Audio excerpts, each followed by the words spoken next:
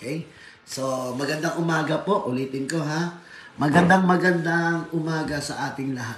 Okay? And this is a basic learning o purposes mo natin. Okay? Kasi bakit? Sabi nga natin, kahit 10 araw tayo mag-usap-usap, kahit araw-araw tayo mag-usap, o kahit ilang oras tayo mag-usap, sometimes isa lang sa pinakikiusap natin, isa puso at isa isip natin yung mga bagay na dapat nating matutunan. Kasi sabi nga natin, ang kagwapuhan, kumukupas yan. Ang yaman, nawawala yan. Pero ang talino at kaalaman, hindi yan nawawala. Alright? Lalo pa dapat natin matutunan. Isa sa mga dapat natin matutunan. Gaano po ba talaga kahirap i-promote ang mga legal requirements natin po dito sa local natin? Yan ang laging tinatanong sa akin o tinatanong sa atin ng mga ating mga kabaro, okay, yung ating mga ka-safety o yung ating mga kasamahan. Okay, in reality, minsan, ano sabi natin? Hindi ko nila lahat. Okay, hindi ko nilalahat guys Okay.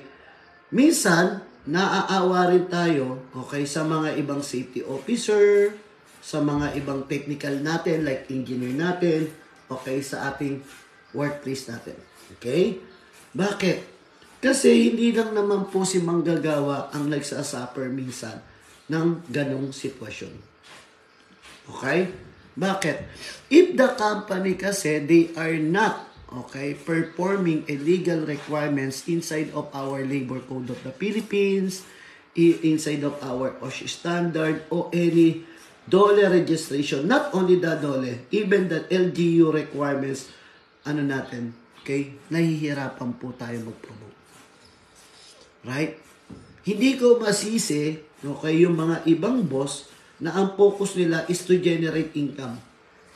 Bakit? Kaya nga nagtayo ng company si boss Di ba, Sir Jantan? Kaya nga kami nagtayo ng company, sir, para kumita. Hindi kami nagtayo ng company para alagaan yung mga na-aksidente, na biktima. Di dapat social welfare ang namin.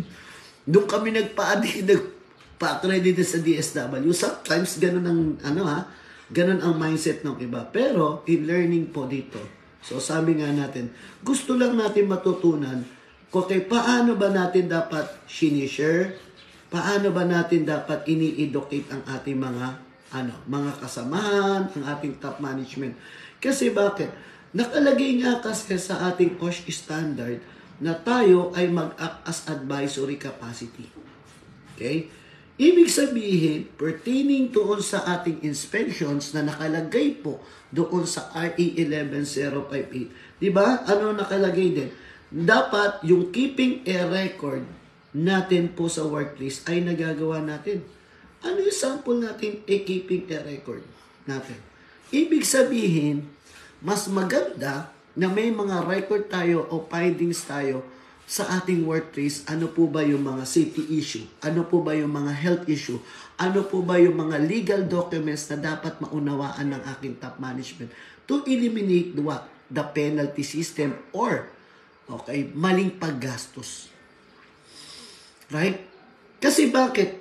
If kasi nakapokus tayo to put the finger, sisihin si company, di magre-resign na ako. Bakit? Hindi naman kami pina-priority ni company. Baka may maling natin.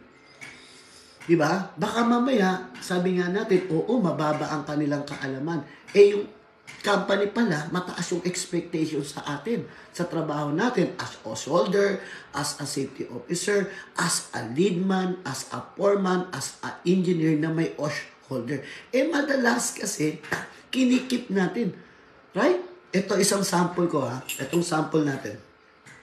Meron akong kilalang engineer, hindi ako Okay, para malinaw lang. May kilala akong engineer, meron siyang OSH holder. Okay? OSH holder po siya. Several times sinasabi ko na po ito sa aking mga vlog. Ginawa nung engineer, okay? May nagtatrabahong tao working at height, hindi niya sinita. Bakit? Kasi natatakot siyang mapagalitan siya na sinisita niya. Ano ginawa niya? Pumunta siya sa safety office. Tinawag niya yung safety officer. Sinabi niya, "Boy, Ito ha, boy, may nagtatrabaho doon. Hindi ata ayos yung tungtungan. Hindi ata ayos yung full body harness. Alam mo, doon na I'm a witness for that. Sabi ko, tinignan ko lang kasi makausap ko isang city officer. Sabi ng isang city officer, sir, hindi mo man lang sinitanagan o nagsabihan. Alam mo, sabi ng engineer, akin, baka awayin ako, trabaho niyo yan. Right? Yun po yung isasabi natin.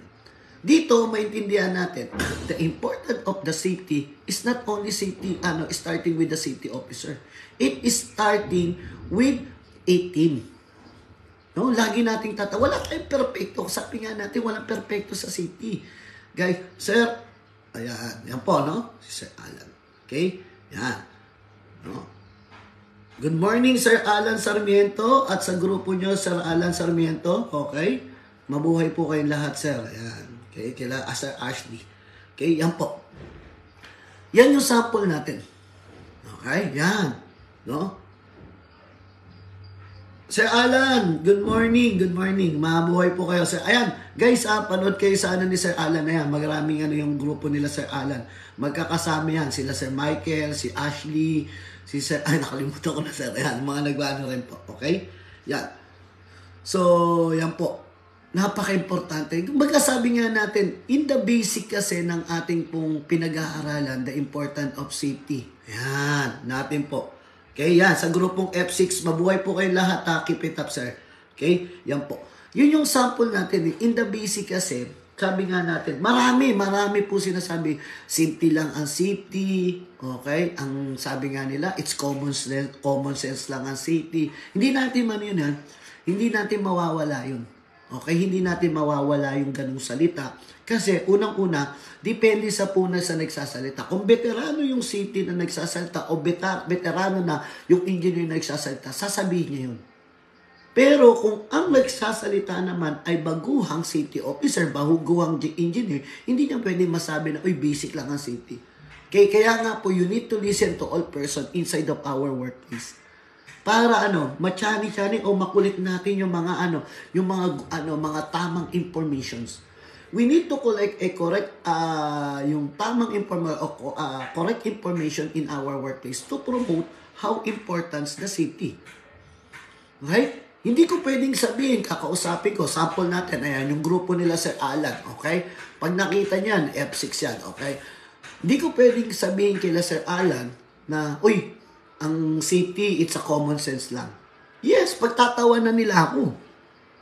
Pagtatawanan ako, sasabihin ko kay Ma'am Rachel na, uy, ang safety architect, it's common sense lang. Pagtatawanan ako ni Ma'am Rachel. Di ba? Kailangan, sabi natin, unti-untiin natin. To promote a safety in our workplace, una, umpisahan natin sa record. Okay? Sa record ng kumpanya, ma-explain natin sa kanila, ano po ba ang record ng kumpanya natin, sir? From the starting po, kunyari, 10 years na yung kumpanya natin. Right? Tanungin natin, sir, ano po ba yung mga record of accident in our previous 10 years record? Sa 10 taong record po ng ating pong kumpanya, ano na po ba yung mga accident and incident cases? May mga natasampa, na po ba tayo? May mga NCR na po ba? Ano yung NCR sa DOLE? NOB pala, sorry. NCR o NOB, Notice of Violation na po ba tayo sa DOLE? Did the LGU, okay? Nasampahan na. Yun yung mga sample natin na magiging puhunan natin. Magiging estratehiya. Sample natin si Sir JM. Okay? May tao kami, kunyari lang Sir JM, may tao kaming na aksidente, nalaglag sa kanal, nahulog, etc. bla bla bla. Sisisihin ba namin yung tao na yun? Hindi. Gagawin namin ni Sir JM, gaganda kami ng accident incident investigation na find out namin na yung tao na yun, kaya nalaglag, hindi naman pala niya alam paano magtrabaho working at height. Right? Nagtatrabaho kami, CCTV, nagkamali siya ng install. Sisisihin ba natin agad yung tao? Hindi. Don't put your finger to other person kapag may aksidente. Ang gawin natin, baka mamaya, inassign po siya, na-assign natin, mababa pala yung kanyang kaalaman doon. So, i-educate natin sila. Ngayon, na-aksidente siya, sisisihin mo na sa ospital na, hindi po. You need to ask, ano dahilan, ba't ka na-aksidente? Baka mamaya kasi, yung iniisip niya, okay, mataas ang kanyang kaalaman, ang pumasok sa kanya, yung utang niya. Nung araw na yun, sasabihin niya, sir, kasi nawala yung nawala yung concentration ko sa trabaho kasi may family problem, etc. Yun yung sample natin. Ibig sabihin, may mga data of record tayo. Na-define natin kung unsafe act ba to o unsafe condition or yung tinatawag nating violation committed o yung baka mamaya yung methods natin mali. Yun yung sample natin. Ibig sabihin, no, nabibigay natin, napopromote natin sa city. Sir, kinancel kami ng permit namin sa ganito. Bakit? Sir, hindi pa po pala updated yung permit natin. Katulad ng sample natin, pag pumasok ka ng under ng PESA, may permit. Pag pumasok kayo ng truck ng BGC, may permit. Right?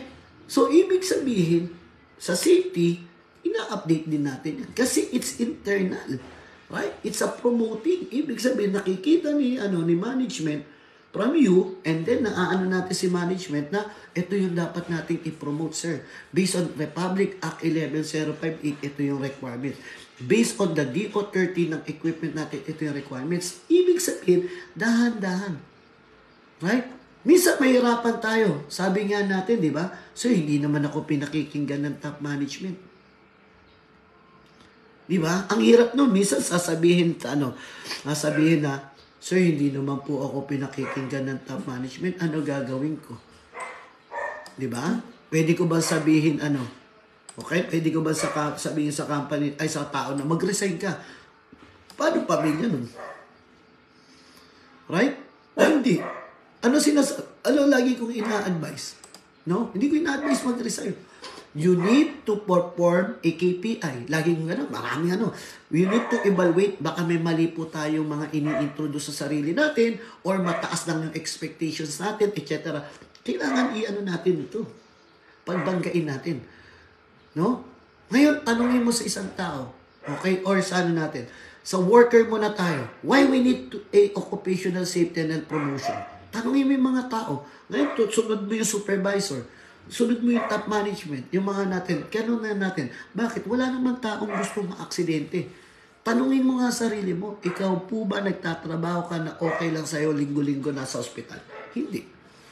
Promoting is safety, it's continuous. Hindi yung puro ningas gugo.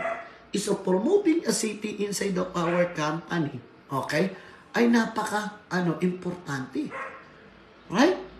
Kasi bakit? Madalas, anong tanongin natin sa sarili natin in the record natin? Yung occupational safety and health issue, health mo na, hindi binabaliwala. Ano ang madalas na sinasabi ng ating mga top management, supervisor, and worker? Kasama sa trabaho. Sir, ba't ka nagkaroon ng sakit? Right? Di ba? Tanungin mo, sir, ba't ka high blood yun?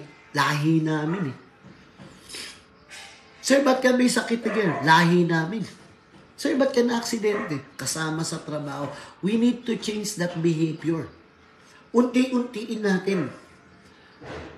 Diba? Sabi nga natin, in promoting safety and health sa workplace natin, hinihikayat natin, pinaunawa natin dahan-dahan. Kasi sabi nga natin, you cannot please everybody inside of your workplace. Correct me if I'm wrong, Sir Michael.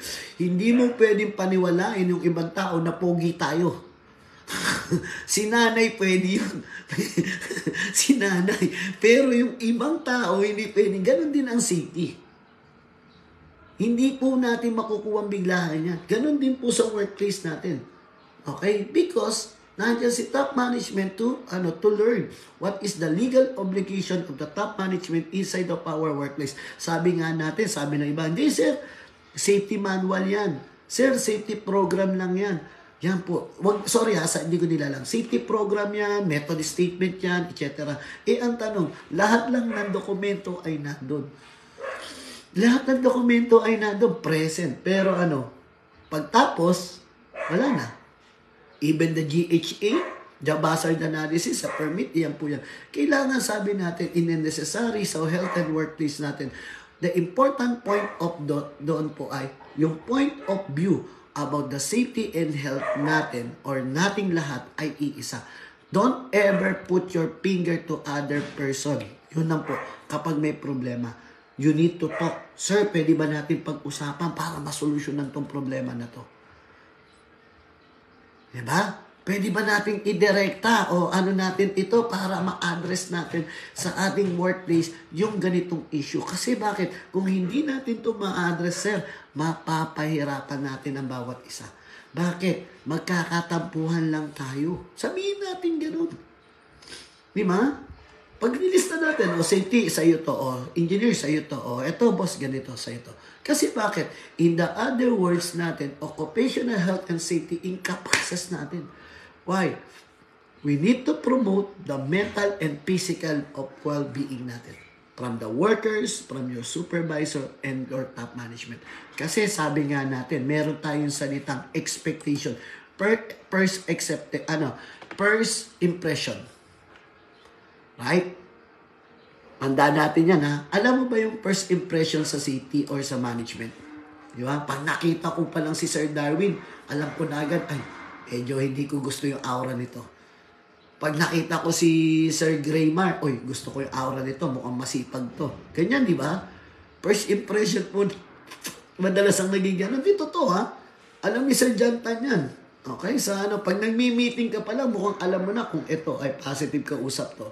Alam mo agad pag medyo hindi negative ka usap to, di ba, Sir Jan? Ganyan, di ba? Dito to. First impression pa lang natin. It's a part of instinct.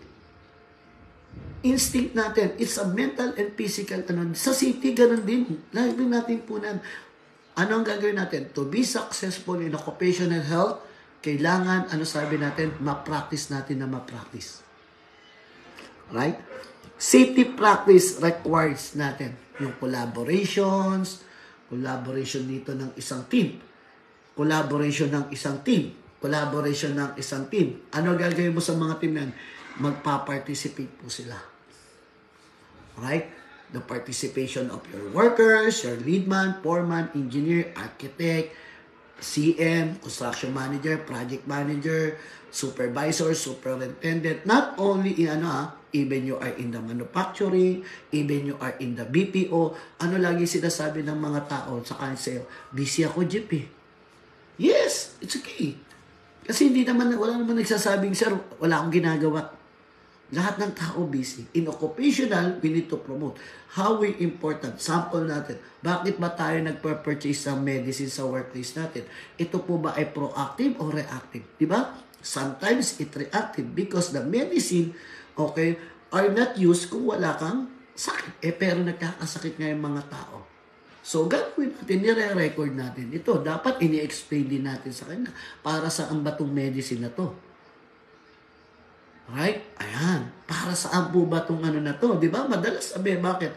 Naunawaan kasi ng tao. Tingnan mo, in the learning, mababa. Pag masakit ang katawan, inom ng alaksan.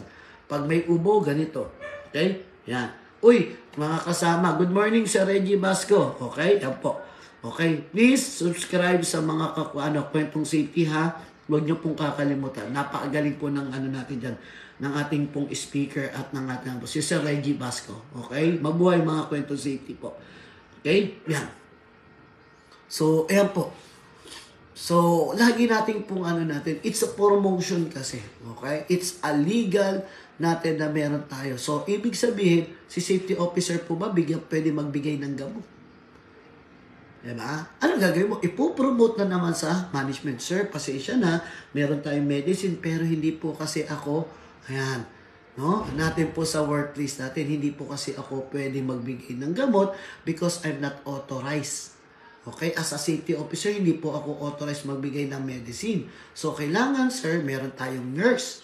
Tignan mo muna yung manpower. Hindi tayo pwedeng promoting na naman yan. Bakit kailangan natin magbigay ng first aider, pa-apply ng first aider, or kumuha si company because of the manpower, etc. Blah, blah, blah. Promoting na naman po yan. Dahan-dahan. Sir, bakit kailangan natin kumuha ng Rule 1020? Papaliwanag natin. It's promoting na naman sa safety yan. Sir, bakit kailangan tayo dollar reporting ng WAIR, annual report? It's promoting na naman yan. Yun yung sample natin. Unti-unti. Because all of that inside of our OSH is not done. Right? Di ba?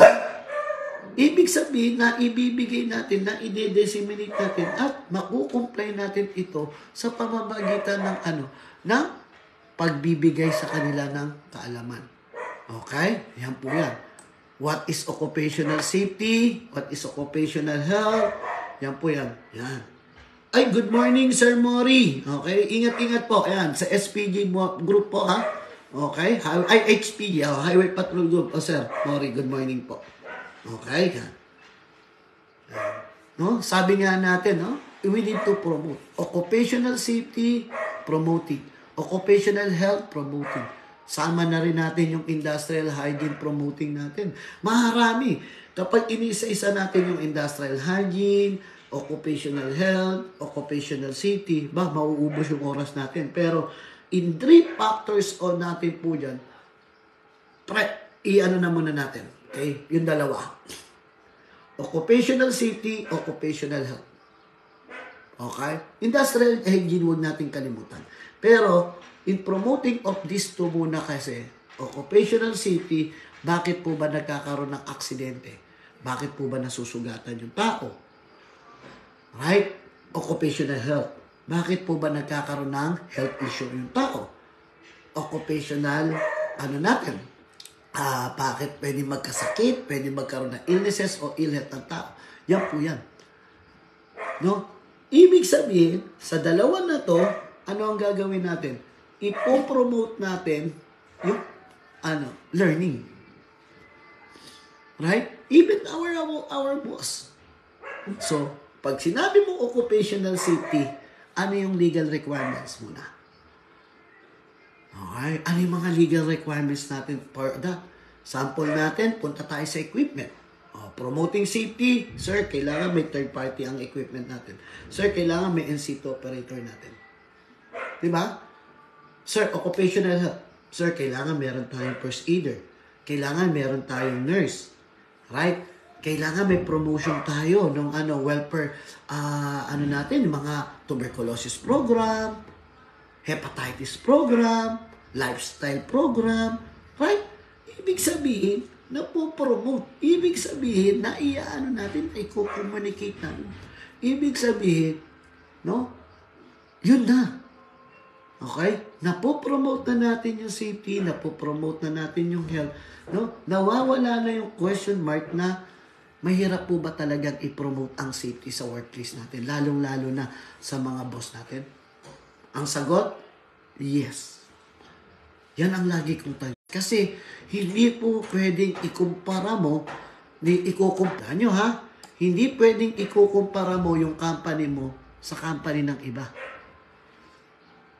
Hindi, sa company namin ganito, sa company namin ganyan. Hindi po ganun. Okay? If may mga experience tayo na good sa other company, pwede nating gawing basihan. Gawin natin. Bakit sila napopromote nila? Pero hindi mo pwedeng, sir, sa company namin, ganito pa. Sa abroad, ganito. Sa abroad, ganyan. Hindi po pwede. Right? Iba ang bansaan mo na pinasukan. Kaya nga yung sinasabi ng ate ko sa Australia. Dito sa Australia, libre pa laboratory, ganyan. It's good. Sabi ko, it's good Nandyan sa Australia, it's libre yan. May experience mo or ma-communicate mo. Yan yung sample ko. Pero dito sa local, no? Hindi pwedeng ganun. Sipin mo, di ba? Sa wording ko. Sabihin ko sa akin, patuli nga, may bayad. Dito lang. Okay? Dito lahat. Wala tayong di ba? Pero may mga dialysis na may libre. Pero may minimum. Right? Based on the PhilHealth, etc. Hindi po natin pwede. Bagkus, sinasabi ko lagi sa mga kasamahan ko, magawa mo yan at ma-manage natin ng tama sa loob ng kumpanya. It's good. Right? Yan po yan. It's a promoting safety. It's not only for one person. Promoting safety, it's everybody's concern. Okay? Yan po. No, nakakaintindihan. Promoting safety is everybody's promoting natin. Okay? Pag sinabi natin, katulad sa safety, maunawaan nila, okay, ano yung mga cause of accident. Okay? Maunawaan nila, ano yung mga safety processes, work procedure, discuss natin, ano yung concept. Katulad ng sample natin, basic concept natin sa, sa workplace natin. Housekeeping. Diba? Tanungin mo sarili mo. Okay? Tanungin natin. Okay? Pag tinanong mo ba sa sarili mo sa Good Housekeeping Program, alam mo ang obligation ng bawat isa. Katulad mo. Okay? Ano po ba obligation ni top management sa housekeeping program? Ano ba promoting natin sa natin? Di ba? Madalas, sabi natin? Tayo nga mismo, nahihirapan tayo. Right? Sa loob ng bahay pa lang natin, tingnan mo nga yung electric pan mo, kailan mo huling nilinis. Right? Turo pa tayo ng turo sa ibang tao. Hindi, ganito. Yun po yung sample natin. Ano sample natin? Mapaunawaan natin. Lahat tayo ay may legal obligation for that. So, in the legal obligation, ma-promote natin ito at ma-communicate natin. Okay? Napaka-importante na yung promoting natin o yung legal requirements na naandyan po na dapat naiintindihan ng mga tao, napapaunawa natin sa tao, yung mga ganito. Okay? It's a promoting lang, ha? Sample nga natin, di ba? Ito yung nilagay natin. Okay? Housekeeping pa lang. Paano ba natin ito pinapopromote sa workplace natin? Paano ba natin ito binibigay na as a legal requirements? Paano ba natin ito pinopromote as performing requirements? Right? Yan pa lang po ang tanong natin. Yan pa lang po yung dinidirektima natin. Ano po ba yung mga concept na kailangan po natin pong pinaliliwanag sa kanila? Okay? Yan. Natin po sa workplace natin. Napaka-importante yan. Kumbaga, ma-emphasize natin. Ma-emphasize natin sa ating top management, sa ating mga kasamahan. Okay, ito yung legal requirements, ito yung obligations, di ba? Kasi sabi nga natin, ulitin natin, lagi nating i-indicate sa ating pong sarili. Ang trabaho natin, lagi natin po sabihin, act as advisory capacity pertaining sa safety and health. Pag yung palang ang pumasok sa isip natin, diba, kailangan i-act ako, kailangan mag-advise ako, pero sabi natin, sa tamang pamamaraan. Ito po ang natin. Baka maling advice na po ang binibigay natin. Diba? Sir, may nagtatrabaho doon, nasa taas, baka mahulog, hayaan mo siya. Pag nahulog yan, pababa naman. Diba? Maano na natin? Yan po yung sample natin na hindi natin kailangan makita natin. Act as advisory capacity pertaining sa safety and health. Nagkakaintindihan? Kasi yun yung advocacy, yun yung target natin, yun yung programa natin sa ating pong lugar ng gawaan. Okay? The program to promote safety, it's not only for the safety officer. It's all obligation from the workers, supervisor, and the top management. So, lahat po tayo may kanya-kanyang obligasyon sa safety. Okay? Lagi niyang tatandaan. Yan po yan. And, syempre, doon pa lang, syempre, hindi nila alam paano ba natin. So, unti-unti, from your worker, i-discuss natin. Ano po ba ang maganda o ano po ba ang importance na ina-identify natin po ang hazard? Paano po ba ito makakatulong sa lugar gawaan natin? Paano ba natin dapat ito pinopromote? Paano ba natin dapat ito dinidirektiba? Yan po yan. Okay? Kasi bakit? Sample natin. Promoting a safety, it's first, you need to educate our person. Oh, sir, ganito po, ito ang hazard, ito ang magiging sanhi. Para makorek natin ito po, i-identify natin yung hazard. Right? Sample natin, di ba? Punta tayo sa inyo. Ito, buhay na katotohanan. Pag nakita mo agad yung kapitbahay mo mangungutang, ano ginagawa mo? Di ba? Identify, ito nangungutang. Ito, mahilig mangutang to. Ano ginagawa mo? Iniiwasan mo. Right? Ibig sabihin, may control measure ka na. Okay? Di ba? Ganyan. Ini-evaluate mo anong araw ba nangungutang to. Ganun lang, simple lang. Hindi, ano natin. Ganun lang. Kasi bakit? Sabi nga natin, hazard is anything that can cause potential to harm. In the basic lang po, maraming klase kasi. It depends sa hazard aspect natin. Kasi from the behavior, from unsafe act, unsafe condition, it's ganun din. Pero kailangan, ano sabi natin, doon pa lang, pinapa-identify na natin. Doon pa lang, ini-evaluate na natin. Yan po yan. Nagkakaintindihan? And, promoting. How we promote. Diba? Katulad ng simple signages. Diba? Papirmahan mo kay boss. Sir, ito po pinopromote natin ngayon. Papirmahan mo kay boss yan. Right? Pag pinapirmahan mo kay boss yan, approve. Noted. Diba? Ibig sabihin, kasama na siya sa pinopromote yan. Diba? Preventions natin, ito kasi yung mga natin. Kung, paano sir, pag hindi sinunod ng mga tao, paano, hindi ikaw ang kinakalaban nila. Sir, hindi ako ang kinakalaban niyo. Si boss ang nakalagay dyan. Approve ni boss yan. O, ibig sabihin, polisiya na yan. Makataong polisiya. Baka mamaya, yung memo natin, no, yan ang sample natin. Kailangan makatao.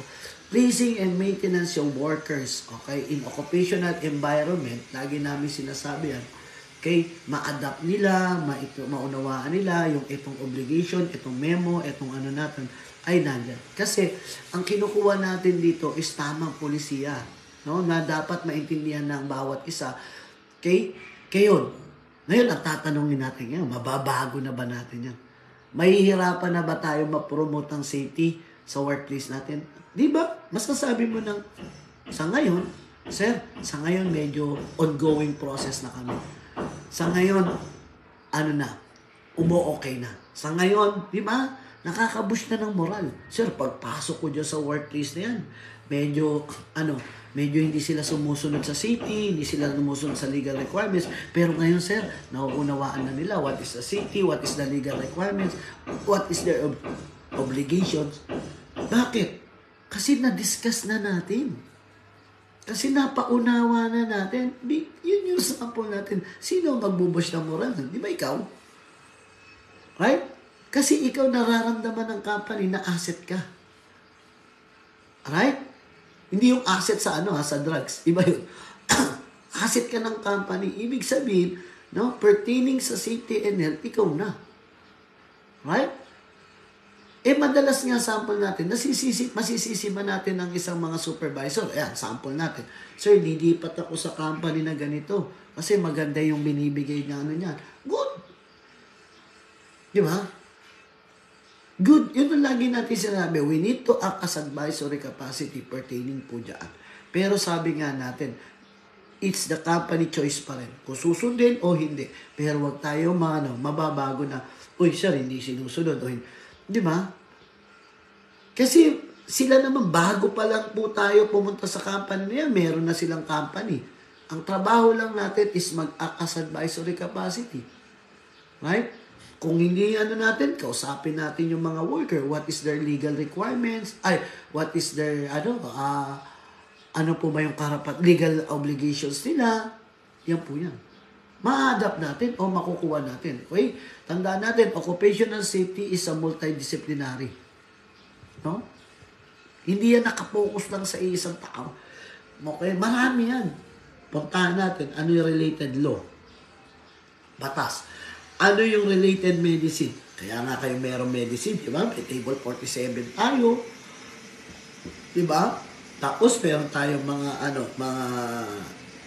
nurse, first aider, doctors. It's a part, no, ng ating related law. Okay? Ano pa yung mga specific concern natin, like sa heavy equipment, technical. Right? Like confined space, technical. Construction safety, technical. Yung mga sample natin. Ibig sabihin, doon pa lang na i-communicate natin. Doon pa lang, no, na ibibigay natin. Doon pa lang yung mga direktiba, yung mga concern na dapat po natin nandyan. And, syempre, napaka-importante, no, na ma-educate natin ang ating workers sa kanilang karapatan. Okay, karapatan na naman, legal obligations na naman. Right?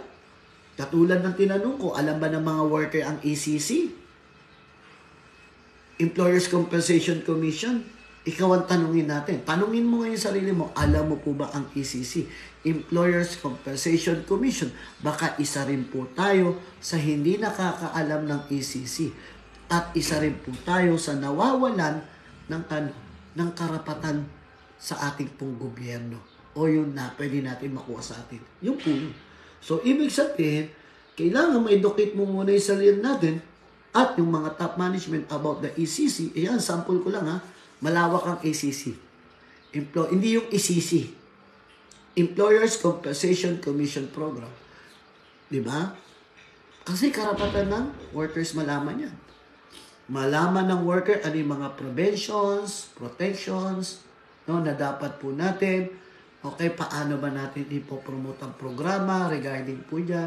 Ano po ba yung mga information na dapat po nila maintindihan about the SSS, about the PhilHealth, about the ECC, about do sa other legal requirements natin, like mga permit, etc. It's a part of that. Okay? Kasi doon pa lang sa orientations, na iaano na natin yan. Napag-iisa na natin. Okay? At yung mga health promotions natin, napaka-importante. Pag-usapin nyo, kausapin nyo si nurse at kausapin nyo si first aider. O sir, mag-conduct tayo ng ganito para ma-basic natin, ma-aware natin yung mga tao, ma-communicate natin yung mga tao, ma-establish natin yung mga tao, o anything po. Napaka-importante po niya. Right? Establishing requirements o directive requirements po natin.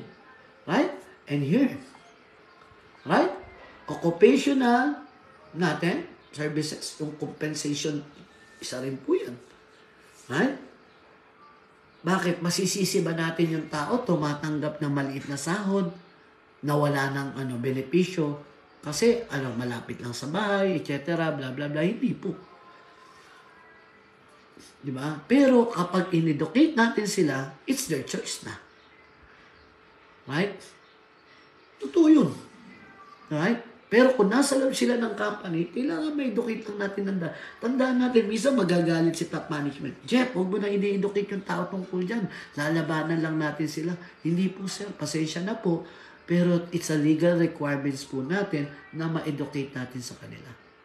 Di tinuturuan mo lang yung tao na lumaban po sa ganyan. Sir, mas mapapahamak po tayo kung wala tayong proof of evidence na na-discuss natin sa kanila at yung acceptance po. Dapat ganun. Okay? Kasi, iba ang trabaho ni admin, iba ang trabaho ni CT, at iba ang trabaho ng operations, okay, about the legal requirements. About legal requirements, hindi sa CT. Legal requirements pa lang po ang pinag-uusapan natin. Right? Yan po yung kailangan natin. Kasi bakit? Yung permit system, tayo pa ba gumagawa? Di ba si admin? Yan po yan. It's a part. Kumbaga, if you want to promote a safety in our workplace, kailangan isa sa mga trabaho natin mag-act as advisory tayo. Ano yung mga polisiya na dapat po mas naiintindihan ng mga tao, mas naiintindihan ng top management for this. In promoting a safety, ulitin natin ha, hindi lang po si safety ang nagpo-promote. Okay? Lahat po tayo. Okay? Yan po. Any question? Natin. Baka meron po kayong katanungan. Okay? Yan po. Kung you can message me. Okay? Directly. Huwag po kayong mahiya. Okay? Para po dito sa mga learning natin. Okay? Maraming pong salamat at ingat-ingat po mga ka-safety. Maraming pong salamat sa lahat po na nag-message or po dito. Okay? Keep it up po. Hindi ko na kayo nabasa. Pasensya na po. Ulitin ko, mabuhay po tayo. Safety first mga ka-safety.